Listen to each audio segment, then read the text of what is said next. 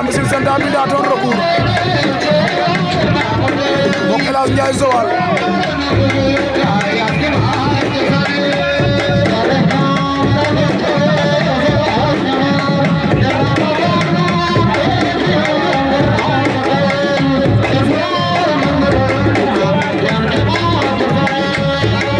Ndiaye Joal Birame Mbissine Sène Mbindool en finale Mbindool moo ngi leen di xaar finale demi-finale poids lourd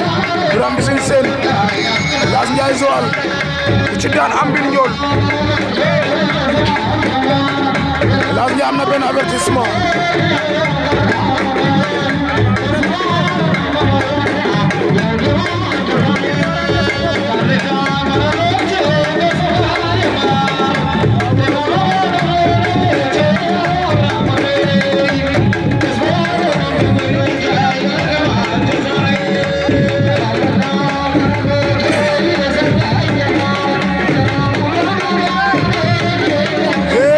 jël na tànk ba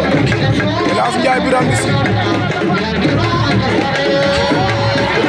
Mbissine Sène daan na El Hadj Ndiaye Joal Birame daan na ko